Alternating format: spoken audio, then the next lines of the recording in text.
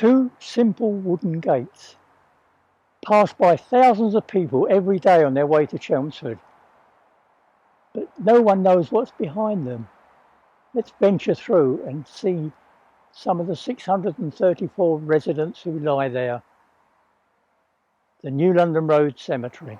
The whole of this started with an Act of Parliament in 1833. The Act was called the Act for the Abolition of Fines and Recoveries.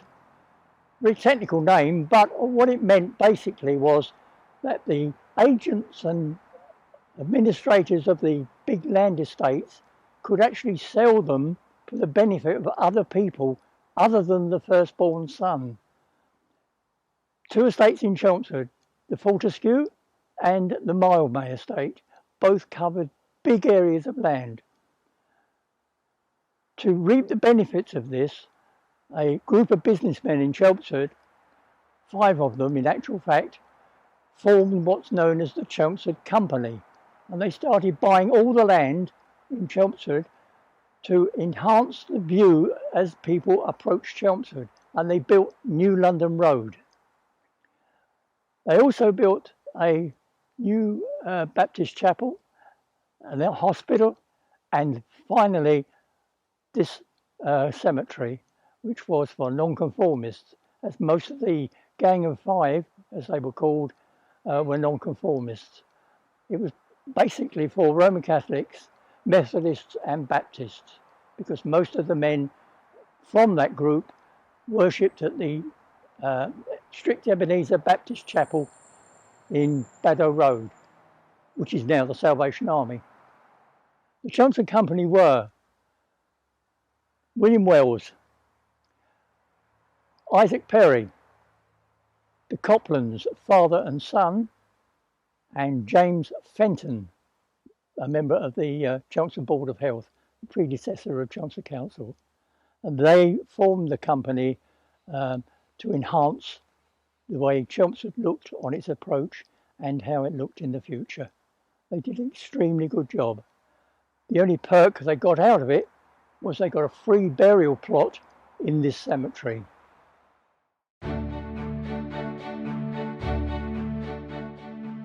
The first grave we come to in the cemetery is that of Mr. Felton Fenton, a young lad who was the son of the man who actually designed the cemetery. I don't know the reason for his death, but he was the first one in the cemetery. Great loss. The next grave we come to is Frederick Wells, a well-known businessman in Chelmsford. He had the great big timber yard in the middle of Chelmsford, where the bus station now stands, but he also was the co-owner of a brewery in Duke Street, a very popular man. He also, in his later life, bought Oaklands, which is now the Chelmsford Museum. Joseph was a slave in New Orleans at the American Civil War. He managed to escape the plantation and made his way to England. We've done a lot of research of how he got here, and it looks as though he came on a tobacco boat which docked at Tobacco Dock in Shadwell Basin, East London, and then he made his way back to here. Here he managed to get a job at Coleman and Morton's, the iron founders and agricultural makers in New London Road, which is now Quickfit Euro. He met a young lady called Sarah, a widow actually. She had 7 children, and she married Joseph, and they bought a house in Old Molsham, and they lived there, and he had 3 more children, 2 twins, both died within the first year, and another daughter, Sarah, who unfortunately we've lost trace of. But Joseph was a very popular man. He was a hard worker, and when he died, his workmates from Coleman and Morton all had a whip round to pay for his funeral and pay for a gravestone which is suitably engraved. As you may know, slaves never had a surname, so he was christened a free man. So he's buried as Joseph, a free man of Chelmsford.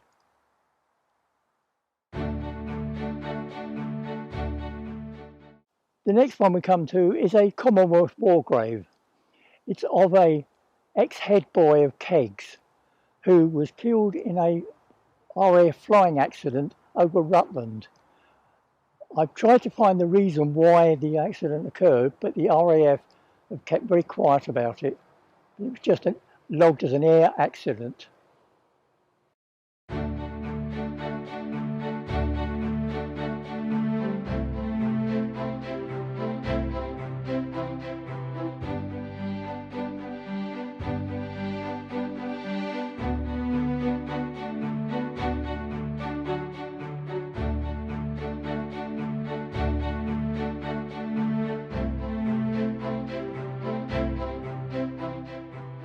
This is the grave of John Copeland.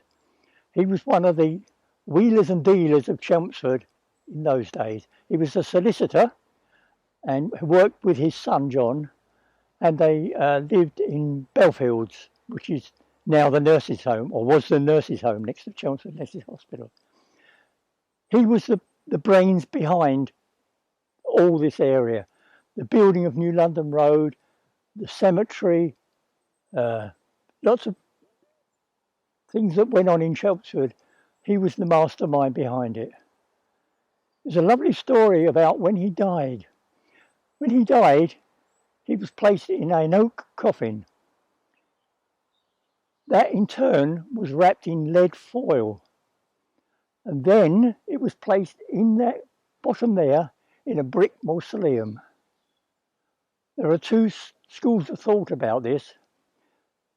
Did he want no one to get into him after his death? Or did his wife not want him to get out?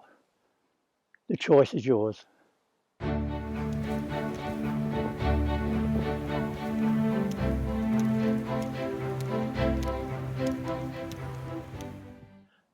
These are the graves of the Coleman family. They were famous for making and designing a cultivator, agricultural cultivator, which was a world beater in those days. It was also the employer of the slave Joseph, running the iron foundry in New London Road. The next grave we come to is of Charles Saltmarsh, a builder of repute in Chelmsford. Apart from building the Chelmsford Essex Hospital, he also built many houses in the Chelmsford area. Started off as a plasterer, a simple plasterer, then gradually built his company up until he employed a fair number of people known for their quality, the houses.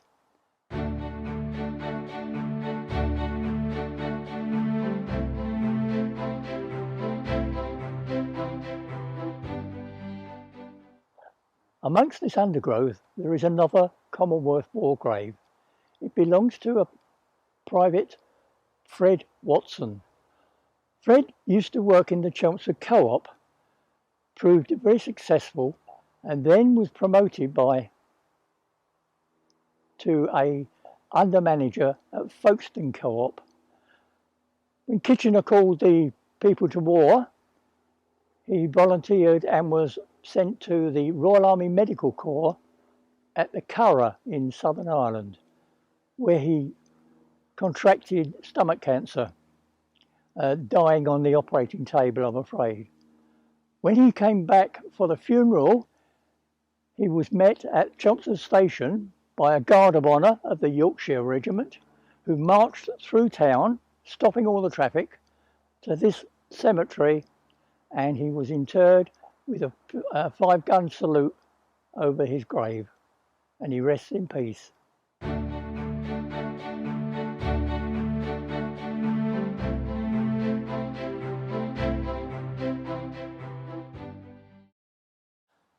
The tree before us is very unusual. There are only 5 of these in the country. It's called a Turner oak. It was developed by a man called Spencer Turner of Leighton, a horticulturalist. There are only 5 of these in the country. One is here, one is in Kew Gardens, one is in Colchester Castle, and one at Ledbury Castle. There are about 50 in the continent, but it was a hybrid transplant hybrid tree, which was part Mediterranean oak and part English oak. It's a beautiful tree, and if I were a youngster, I would love to climb up there. Really is a good tree. Very rare.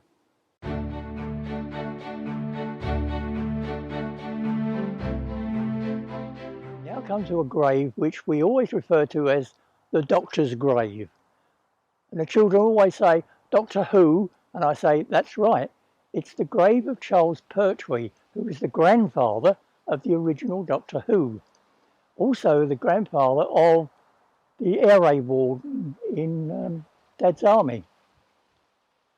He's buried in there. Unfortunately, we can't see it because it's covered with an ivy, which is a very rare ivy, which only grows in 2 places in Essex. So we can't get to it. We can't uncover it. But that's the doctor's grave. Charles Pertwee was quite a good architect. He designed, in conjunction with Frederick Chancellor, the Chelmsford and Essex Hospital. He also designed the Baptist Chapel in Parkway. Well thought of man. This is the story of a boy who disobeyed his mum. Ralph Lucken Smith was 17 years of age and was being groomed by his family to join the family business, which were a group of grocers throughout South Essex.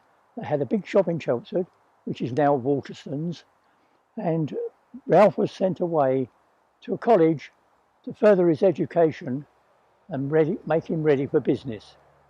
He was visited by his mother, who said, "You've got a pimple there, don't scratch it." But being a boy, he scratched it and died of septicemia within 5 days. Poor Ralph disobeyed his mum and paid the price.